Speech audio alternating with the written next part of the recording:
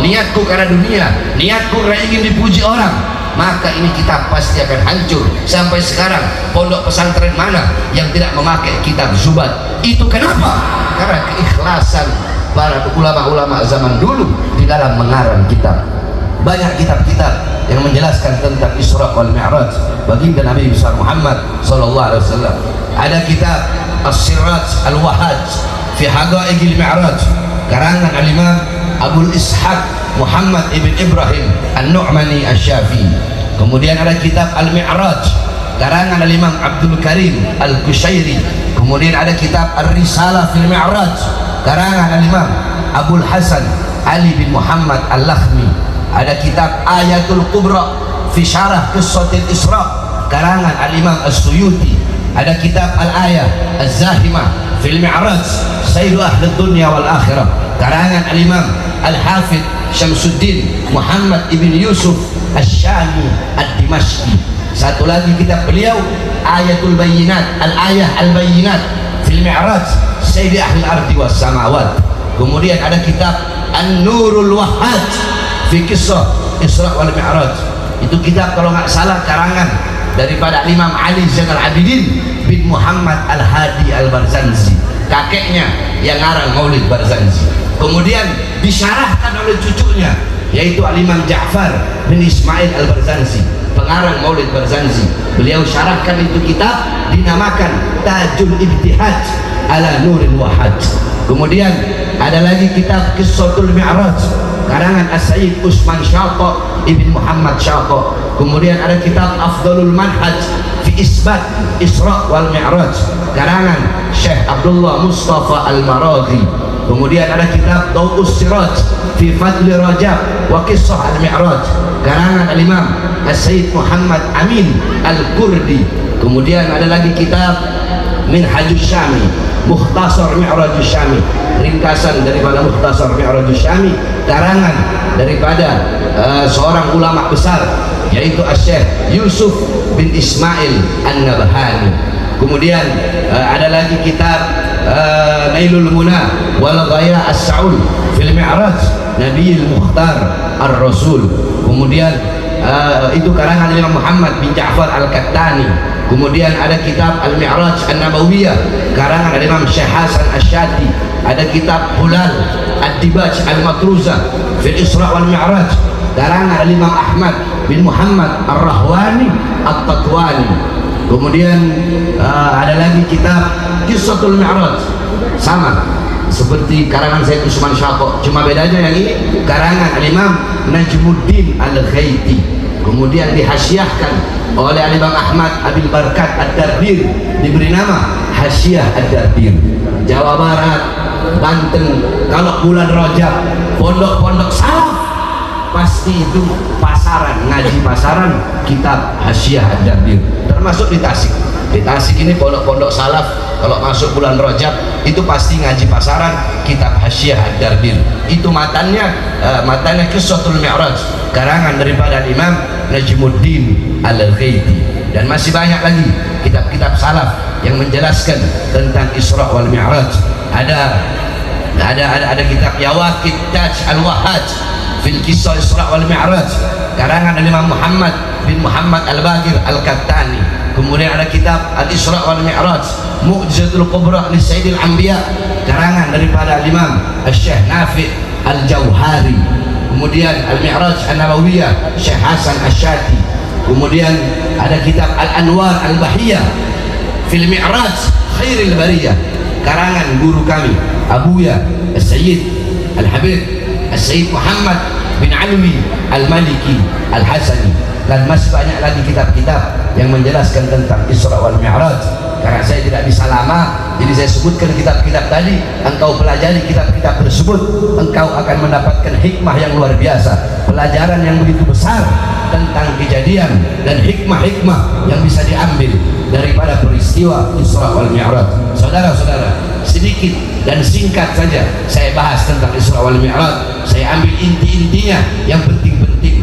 Engkau dengarkan, perhatikan, dan engkau baik-baik ambil daripada hikmah dan peristiwa Isra wal Mi'raj. Dalam Al-Quran Allah subhanahu wa ta'ala berfirman, Bismillahirrahmanirrahim, Subhanalladzi asra bi 'abdihi lailan minal masjidil haram ilal masjidil aqsa.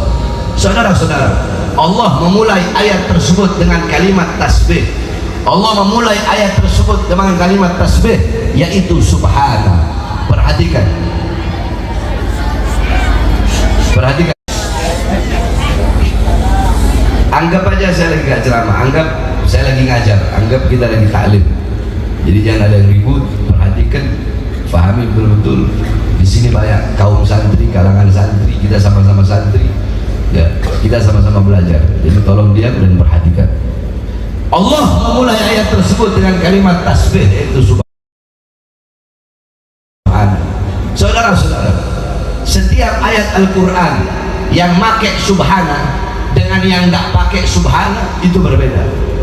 Kalau ada ayat Al-Quran memakai subhana, entahkah itu menceritakan tentang tempat, atau menceritakan tentang kejadian, atau menceritakan tentang sosok, atau menceritakan tentang apapun, kalau pakai subhana berarti kalau menceritakan tentang tempat, maka tempat itu bukan tempat yang biasa. Kalau menceritakan tentang kejadian atau peristiwa, maka kejadian dan peristiwa itu bukan kejadian dan peristiwa yang biasa. Kalau menceritakan tentang sosok, maka sosok itu bukan sosok yang biasa. Kenapa? Karena diawali dengan kalimat subhana.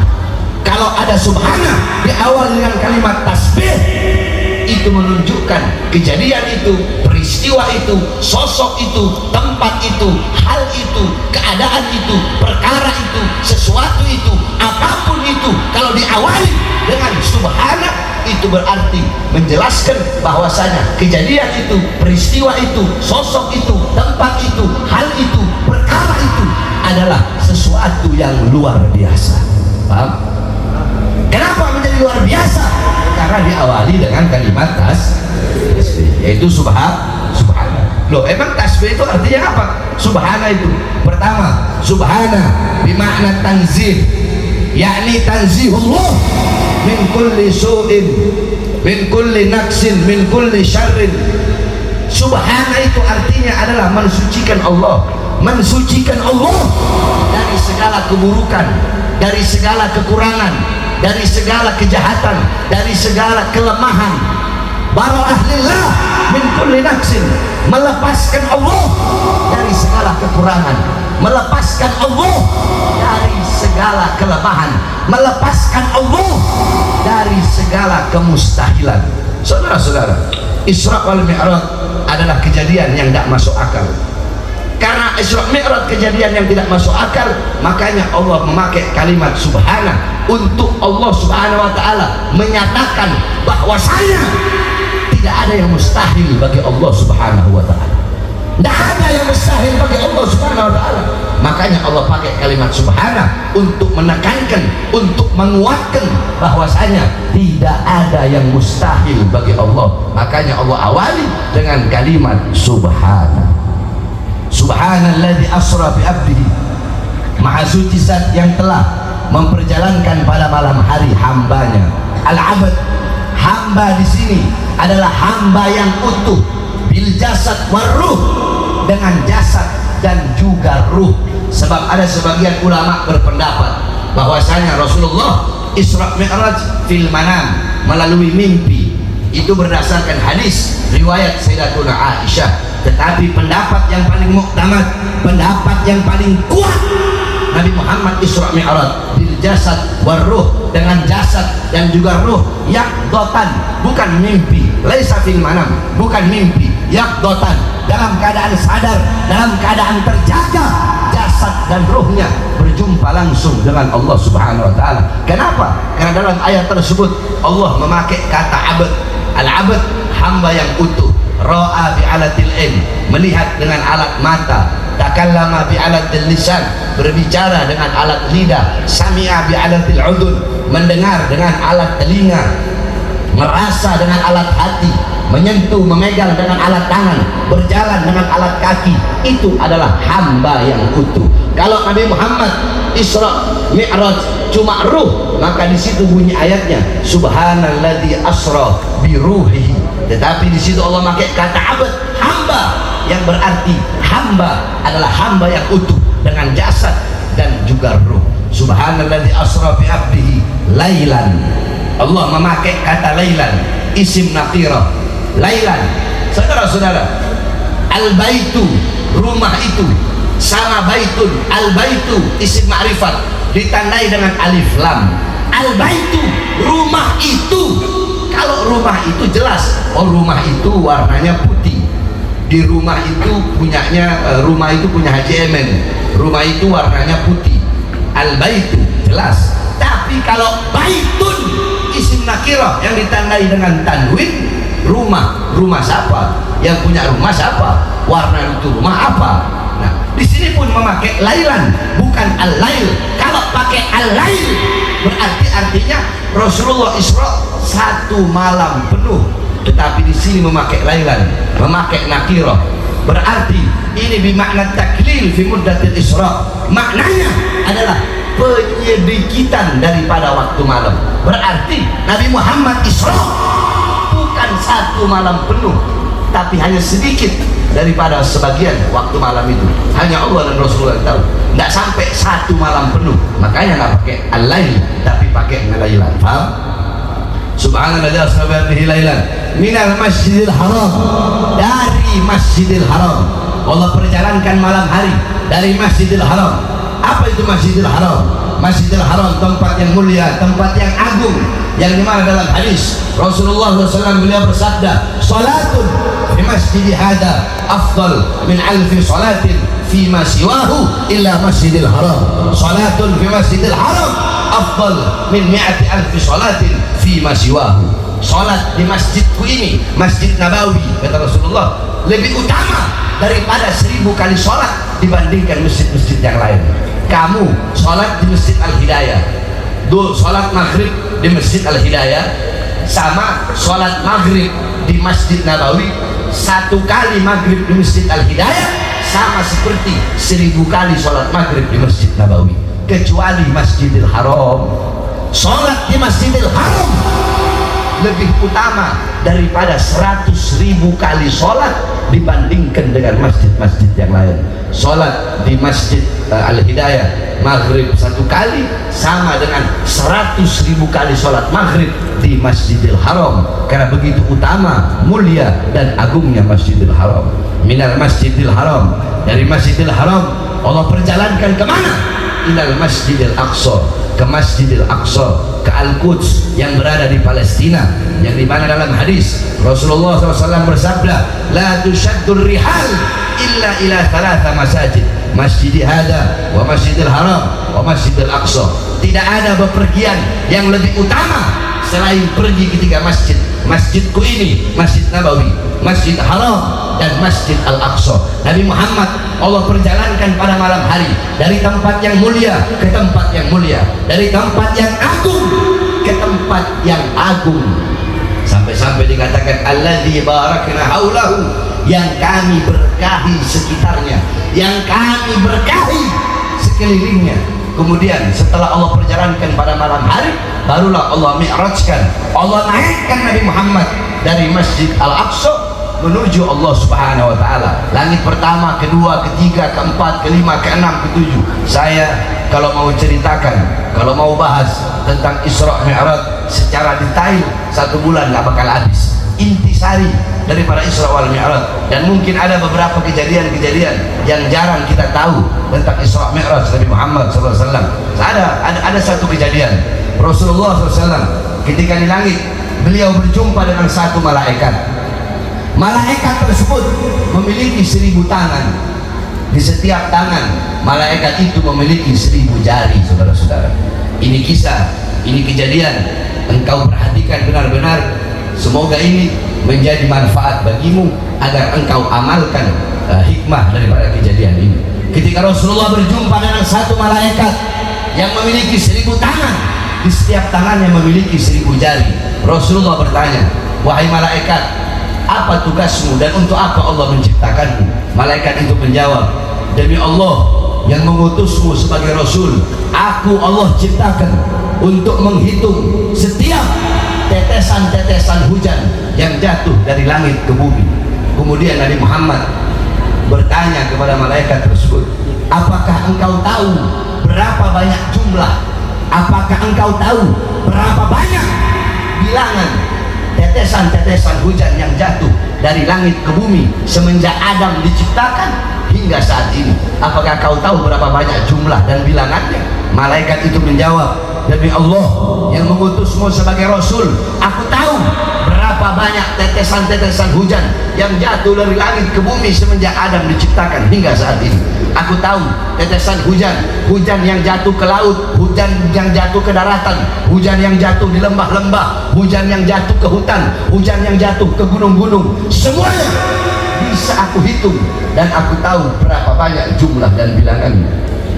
Rasulullah SAW, beliau takjub, beliau kagum dengan kehebatan malaikat tersebut.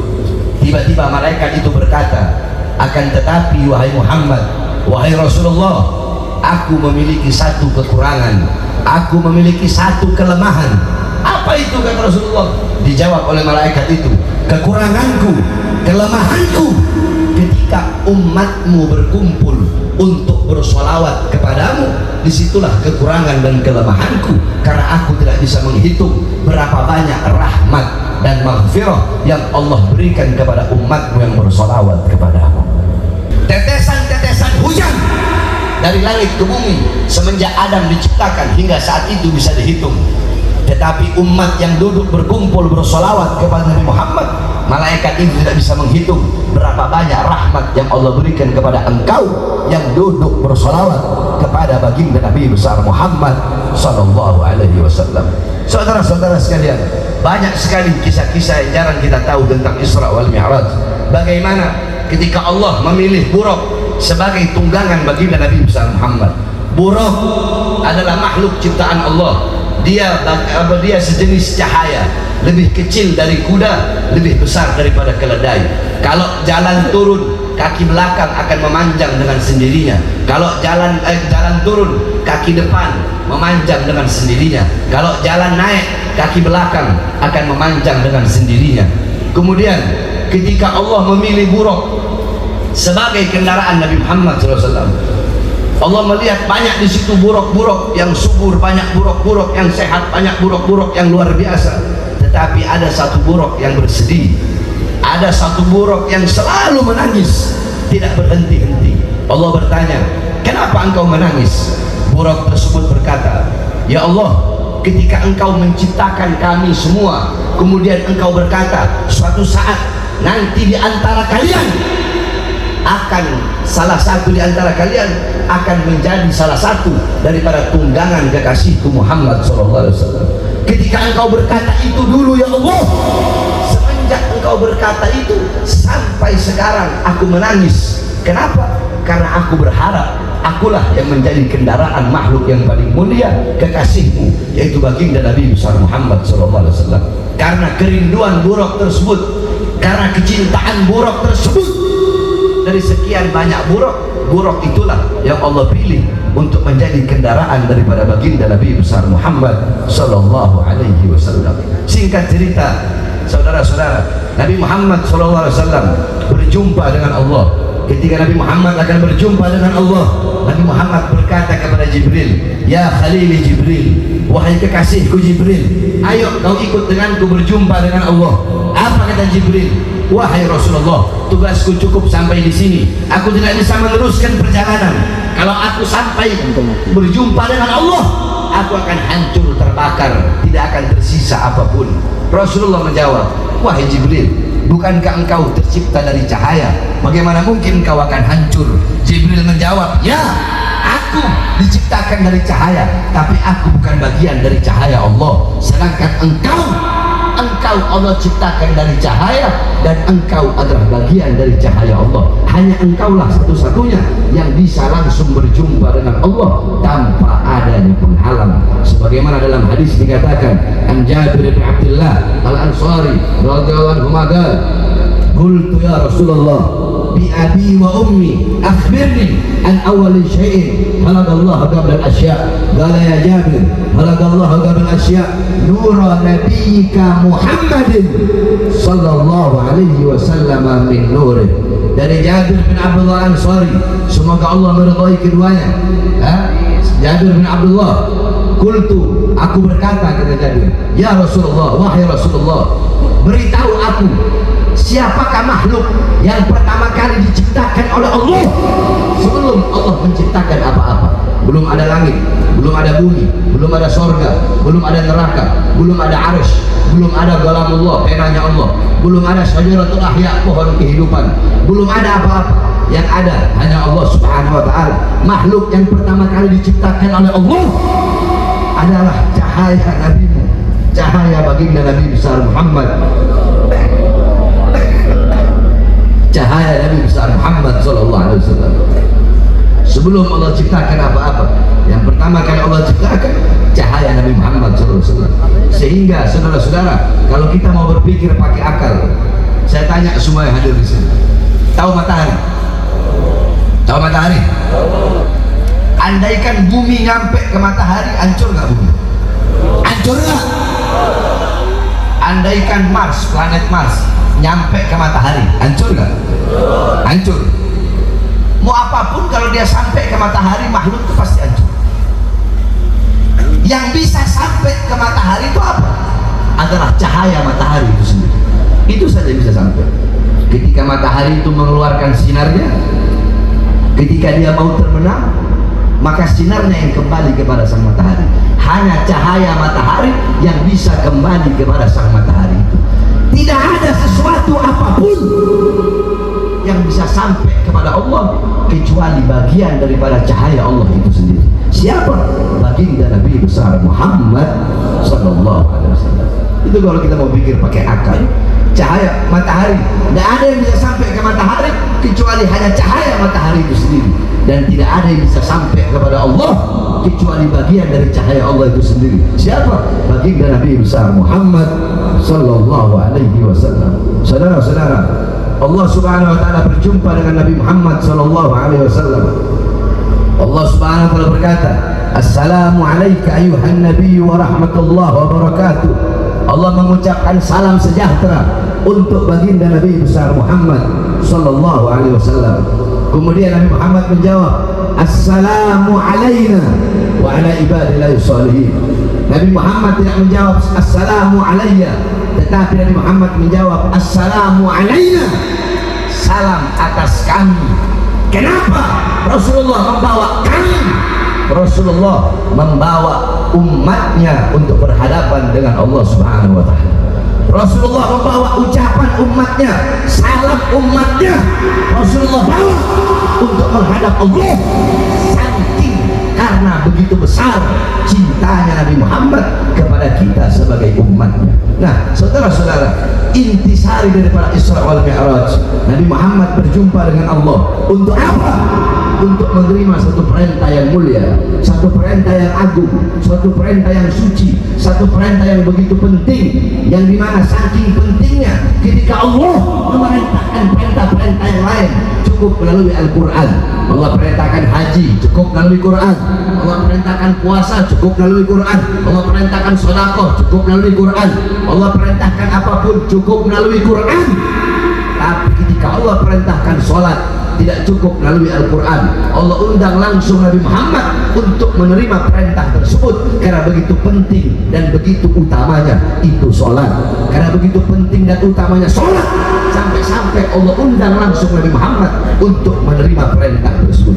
Ibarat kata begini, saudara-saudara, saya kalau mau nyuruh Jalil, saya mau merentahin Jalil, cukup saya pakai WA, Lil ke sana, Lil ke sini, Lil ini, Lil ini, Lil ini. Tapi kalau saya mau kasih sesuatu perintah yang penting, Lil datang sekarang ke ruangan anak, dan Jalil datang langsung hadap-hadapan dan anak kasih perintah tersebut. Sama seperti begitu, saudara-saudara. Nah, begitu pentingnya sholat. Oleh karena intisari Isra wal Mi'raj adalah perintah sholat, maka jaga kau punya sholat, perhatikan engkau punya sholat. as-salatu ra'sul ibadah. Salat itu adalah kepalanya ibadah, salat otaknya ibadah, salat pemimpinnya ibadah. Salat itu adalah pemimpin amal-amal ibadah yang lain, hajimu, puasamu, sodakohmu, menuntut ilmumu, apapun itu hanya mutabik, itu hanya pengikut kepadanya adalah salat. Baik buruknya amal ibadahmu, bagus atau rusaknya amal ibadahmu, itu tergantung daripada sholatmu. Jikalau sholatmu baik, sholatmu bagus, sholatmu sempurna, maka seluruh amal ibadahmu bakal baik, bakal bagus, bakal sempurna. Tapi kalau kau punya sholat rusak, kau punya sholat buruk, kau punya sholat tidak sempurna, kau punya sholat hancur, maka seluruh amal ibadahmu bakal rusak, bakal buruk, dan bakal hancur.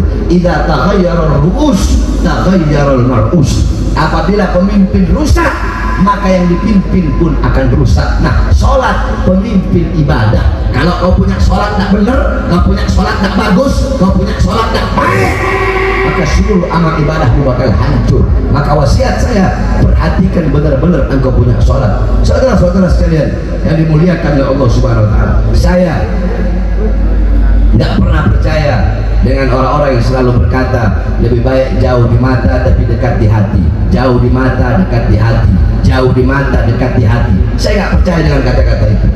Yang saya percaya, kalau dekat di hati pasti dekat di mata, saudara-saudara. Satu contoh, Masjid Al-Hidayah. Orang-orang yang ada di Tasik, ya, orang-orang yang ada di sekitar Masjid Al-Hidayah, kalian bisa sampai ke Bandung, kalian bisa sampai ke Jakarta. Kenapa? Karena hati kalian ada di Jakarta. Masjid di samping rumah kalian, kalian nggak nyampe. Kenapa? Karena hati kalian kosong dari masjid. Jakarta jauh, Bandung jauh dari sini, 2 jam Bandung dari sini, Jakarta 3 jam 4 jam, tapi kalian sampai. Kenapa? Karena hati kalian ada di sana. Karena hati kalian ada di sana, mau gak mau gimana pun caranya kalian harus sampai. Masjid yang di samping rumah kalian, kalian gak sampai. Kenapa? Karena hati kalian kosong dari masjid. Gak ada dekat, jauh di mata dekat di hati, bohong. Kalau dekat di hati, kalau masjid ada di hati kalian, maka jasad kalian, biji mata kalian akan ada dalam masjid. Nggak ada, udah keadaannya seperti itu, bohong. Jadi kalian perempuan kalau ada laki-laki bilang sayang mending jauh di mata dekat di hati, bohong.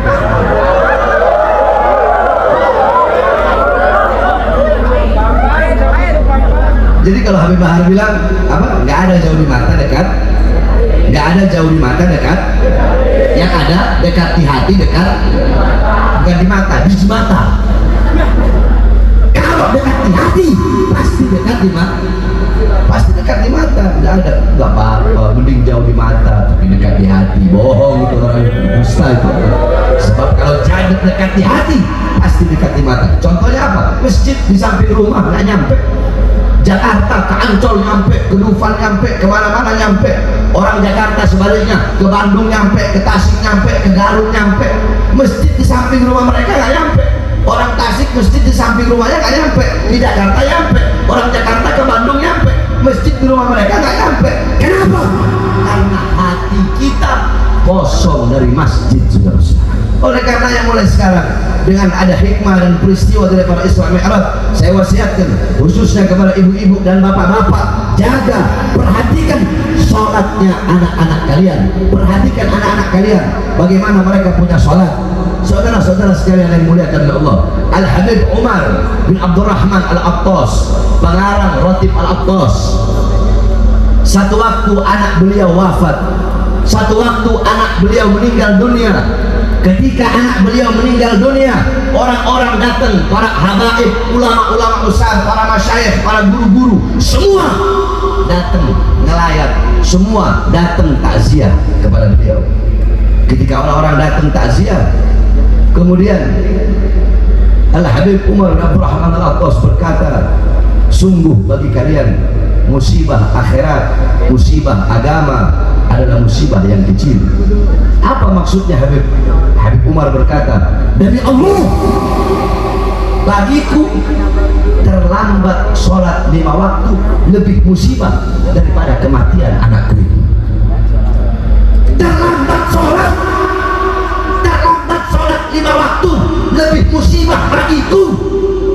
daripada kematian anakku ini. Sebab kenapa? Anakku mati, ini musibah dunia. Sedangkan terlambat sholat itu musibah agama, musibah akhirat. Itu terlambat sholat, bagaimana kau tidak sholat? Kau punya anak-anak tidak kenal Islam, tidak kenal iman. Kau punya anak buta Al-Quran. Sekarang fitnah akhir zaman, kerusakan di mana-mana. Di mana-mana terjadi kerusakan, fitnah di mana-mana, saudara-saudara. Orang-orang tidak lagi kenal agama, tidak lagi kenal iman, tidak lagi kenal Islam, tidak lagi kenal Quran. Al-Quran engkau buang, Al-Quran engkau biarkan. Kau jauh dari ulama, jauh dari para ustaz, jauh dari para kiai, jauh dari para habaib, jauh dari masjid. Tidak kenal Islam, tidak kenal iman, buta Al-Quran, buta ilmu, buta amal, buta ibadah. Bahkan kau tidak kenal baginda Nabi besar Muhammad SAW. Bapak-bapak, ibu-ibu, kau pulang dari ini majelis, pulang dari sini kau punya anak-anak, tanya sama kau punya anak-anak itu, Nabi Muhammad ayahnya siapa namanya, ibunya siapa, kakeknya, neneknya, tanggal lahirnya, bulan lahirnya, tahun lahirnya. Kalau anak-anak kalian tidak tahu hal enteng, hal gampang seperti itu, putra-putri kalian tidak tahu, maka kalian tidak pantas disebut sebagai orang tua, saudara-saudara. Kenapa? Karena kalian telah gagal mendidik anak-anak kalian untuk mengenal baginda Nabi besar Muhammad SAW. Jangan harap anak-anak kalian bisa memberikan syafaat pertolongan kepada kalian, walaupun kalian orang tuanya ahli ibadah, kalian ahli sholat, kalian orang tua ahli puasa, kalian orang tua ahli agama. Tapi kalau kalian tidak pernah mendidik anak-anak kalian, di akhirat kalian akan dimasukkan surga. Ketika kalian akan dimasukkan surga, anak-anak kalian yang tidak kenal Islam, tidak kenal iman, yang bermaksiat, mereka mau dimasukkan neraka, mereka mengadu kepada Allah. Ya Allah, kenapa kau masukkan aku ke dalam neraka? Kenapa kau masukkan aku ke neraka sedangkan orang tua aku masuk surga? Ya Allah, aku tidak kenal Islam, aku tidak kenal iman, aku buta Al-Quran karena orang tuaku tidak pernah mendidikku. Aku mabok-mabokan, aku berzina, aku narkoba, aku mencuri, aku melacur, aku merampok. Kenapa? Karena orang tuaku membiarkanku, tidak pernah melarangku. Orang tuaku sibuk dengan ibadahnya. Sehingga apa? Yang tadinya masuk surga, orang tua dan anak dua-duanya dimasukkan ke dalam neraka oleh Allah Subhanahu wa Ta'ala. Bukankah dalam Al-Quran Allah SWT berfirman, ku anfusakum wa ahlikum nara, jagalah keluarga kalian, anak kalian, istri kalian dari api nerakanya Allah. Bagaimana cara menjaganya? Al-Imam Abdullah bin Abbas berkata, maksud dari ayat tersebut ay allimuhum wa adibuhumul din, maksud daripada mencegah keluarga, anak, istri daripada api neraka dengan apa? Dengan mendidik mereka, mengajarkan mereka tentang agamanya Allah Subhanahu wa Ta'ala.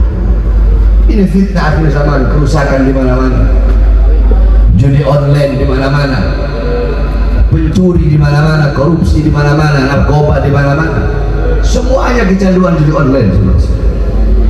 Judi online bukan cuma di kota-kota, bahkan di kampung-kampung kecil seperti ini semuanya judi online.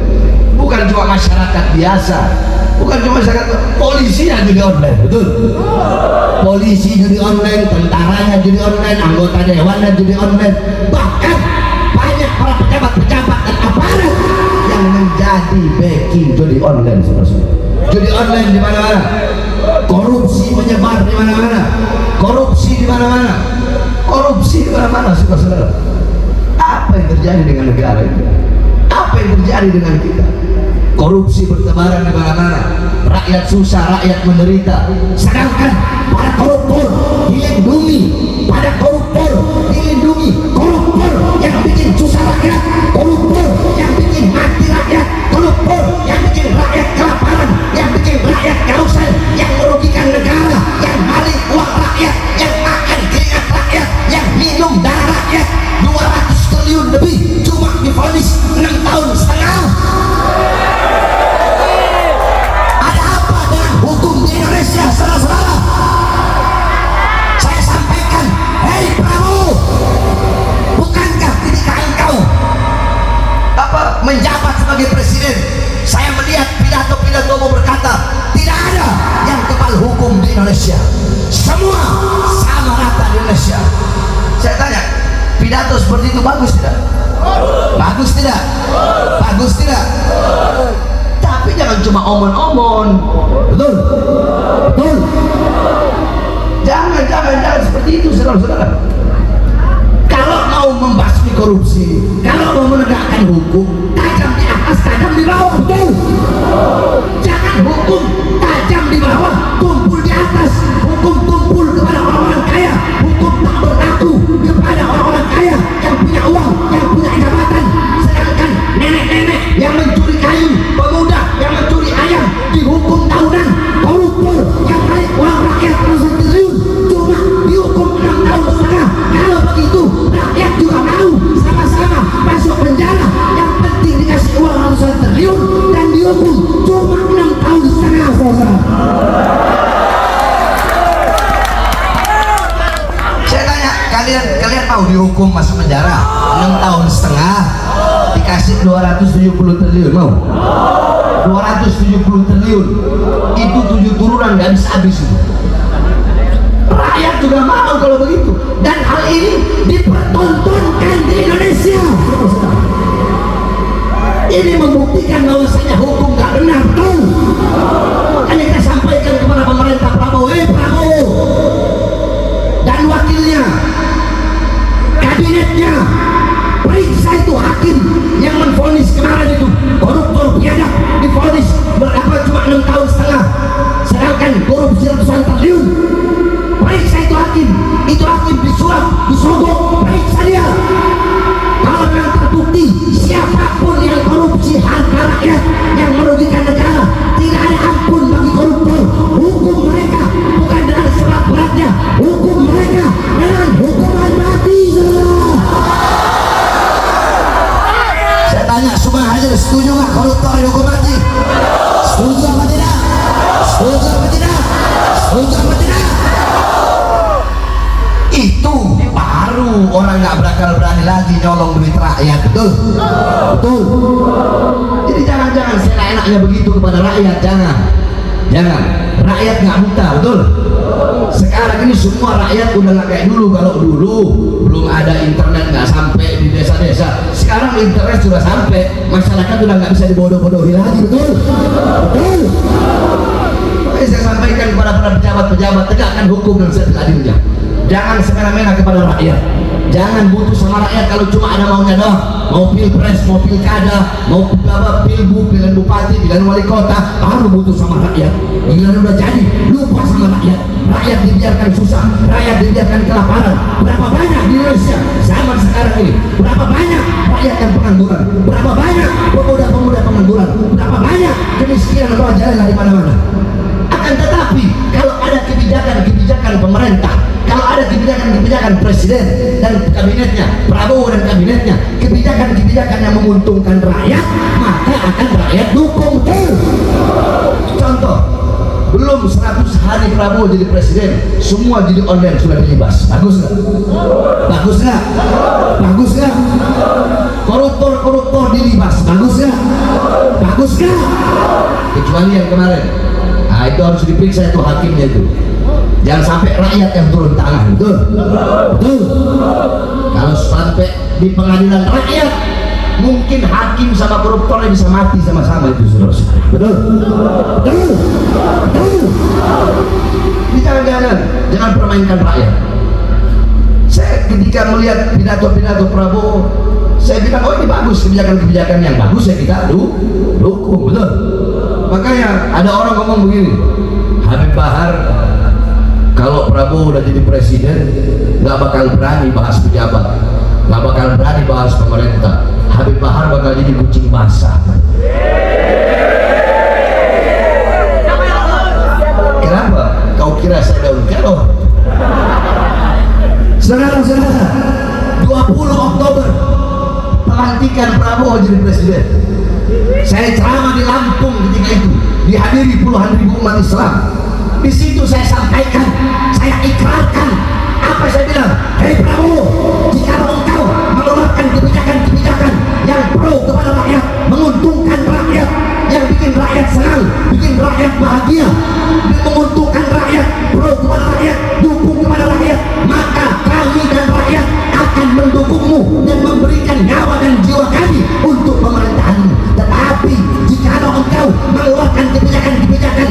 menyusahkan rakyat, menderitakan rakyat, bikin rakyat susah, bikin rakyat kelaparan, dan lebih mementingkan pihak-pihak asing. Maka saya, Bahar bin Smith, akan saya pimpin rakyat untuk melayani kalian sampai titik mana belum bisa berubah.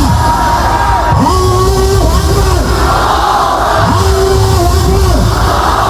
Siap lawan kebijakan yang menaksanakan rakyat, siap lawan kezaliman, siap lawan ketidakadilan, siap lawan kemungkaran.